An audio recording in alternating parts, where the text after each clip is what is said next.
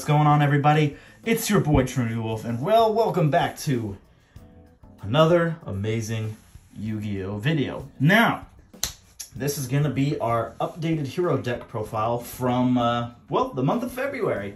This was the last deck I used in the latest Yu-Gi-Oh Day episode. If you guys have not checked that out, it was literally the Yu-Gi-Oh Day episode about Yu-Gi-Oh Day. So, it was literally amazing. Out of 5 rounds, we went X1 with this deck profile, you guys. So, it did phenomenal. It was absolutely amazing.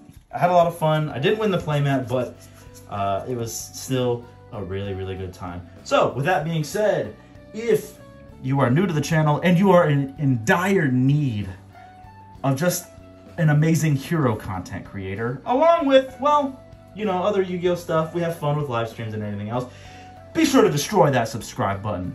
We are now past our goal, now onto our new goal of 2,000 subscribers, and hit that thumbs up button for me. And if you guys want to support the channel, leave a super thanks and check out the links in the description. And without further ado, you guys, let's get into this top tier hero deck profile. So, one thing we did different is we are actually playing 2 copies of Ferris. Since I am actually playing XC's monsters in this deck profile today, Vision Hero Ferris locks you into hero monsters only. And, well, as long as you used his first effect, where you can pitch a hero to summon himself, but not use his effect to place one in your spell and trap zone, you will still be able to use other cards in your extra deck. So, didn't want to lock myself out of everything completely, so that is why I was only playing 2 Ferris. And there are a million ways to search Ferris as well. So, 2 Vion, 1 increase. People are starting to play this at 2 just because of the milling and not wanting it to be dead when you see it in your hand. I still just absolutely hate him at 2. So, gonna keep him at 1. And of course, 2 copies of Elemental Hero Stratos. Tons of ways to get this out. You got the Hero Lives at 3, Eco, Rhoda, Cross, Keeper.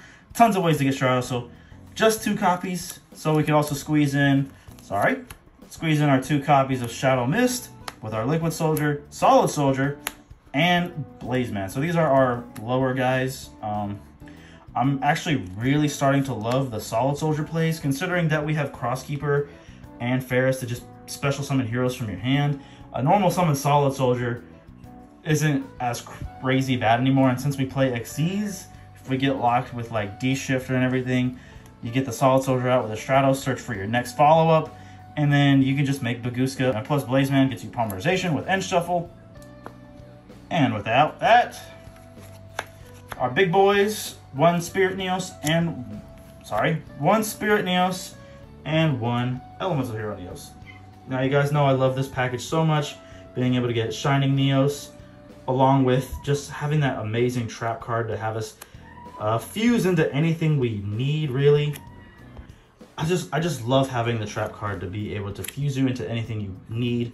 And Spirit Neos can protect you. I mean, the only weakness he really has is against, you know, Splight, and they're trying to swing at me and they've used Gigantic Sprite. I'm unable to summon this because we're both locked into 2s, but he's also another search for Polymerization. And our small Destiny Hero package, we've got our Plasma, Double Malicious, and Denier. These cards are amazing. I'm not maining Dark Angel anymore. I just feel like Dark Angel's not that great anymore. He's still a phenomenal card, you guys, so don't get me wrong. But it just seems the best way to play him right now is if you have, you know, siding him in with Rivalry of the Warlords. That just seems the best way to secure him onto your field. So, anyway, that's our small Destiny Hero package. Our double Cross Keeper. Absolutely love this card. Kind of want to bump it up to 3. It just feels really good when you see this card. Of course, not multiple copies of himself in your hand, but just being able to see him alone and another hero, it just feels way too good. And the draw power is also amazing. And our hand traps is just simply 2 copies of Ash Blossom and Ghost Bell, the Haunted Mansion. Now that is it for our monsters, and this is a 50 card deck profile, you guys. So pretty much our staples here. Whoops, I don't know why my thing is all messed up. Alright, onto our staples. Triple copies of Hero Lives. If this card is at 3, I'm going to play it at 3. Reinforcements. 1 E-Call this time. Foolish Burial, and actually 1 D-Force. Now, I know the community is really loving this card at 3. For me, it just feels like there's tons of ways to search Plasma anyway. It's just nice to have the, security on the Plasma as well. But it just feels like if I use the 1 D-Force and, I made my board and everything, it just feels like the other... And if somehow the grind game keeps happening, or the game continues a lot further than it needs to, it just feels like the other D-Forces are just kind of pointless in your deck, and you don't want to end up drawing it. I mean, if you can draw it with Plasma on the field, but So I just feel like 1 is just completely fine. And but there's nothing wrong with playing 3. If you want to play 3, play 3. It's just I'm more focused on the elemental heroes in this build, so Plasma is not my main priority. So, 2 copies of End Shuffle. Love this card. It's basically how we get Spirit Neos out for free, or turning one of our brick heroes into a helpful one, or just, getting Dark Law. Because being able to get Dark Law with this and any other hero, this with any hero equals Dark Law. I mean, except for, Shadow Mist on the field, of course, but that with anybody equals Dark Law, which equals your opponent not having fun if they're playing a meta deck. So, speaking of Dark Law, we've got triple copies of Mass Change. So we're on to our fusion spells, you guys. Triple copies of Fusion Destiny. Yes, I bumped this up to 3. I was playing 2 in the last one because, this was more Elemental Hero focused, but yeah, you guys were right. So just being able to see this card is just too good. So definitely 3 copies of this. 2 copies of Poly, 1 Miracle Fusion. Yes, I know there's tons of ways for me to search Polymerization in this deck. I just can't help it. Playing 2 is just so good. And I know most people play 1, but I just love seeing it in my hand. And just being able to search for another copy is just absolutely phenomenal. And then, of course, last but not least, our Instant Contact. And pretty much our Disruption stuff. 2 copies of Droplets. Yes, I haven't got my 3rd one yet. I know I need to. 1 Call by the Grave. 2 copies of Triple Tactics Talents. This card is crazy, you guys. So if you can get your hands on Triple Tactics Talents, there's so many situations where this card just really just blew the game away. Taking the 1 card left out of my opponent's hand, drawing cards, taking one of your opponent's monsters. The card is just too good, you guys. It's literally 3, well, used to be banned cards into 1. And last but not least, our traps. 2 copies of Impermanence and our favorite Contact. Probably my favorite trap. Well, probably the best trap they've ever made for heroes. Like, this card is just too good. Shuffle the heroes back from literally anywhere and fusion summon. Like, it's so good.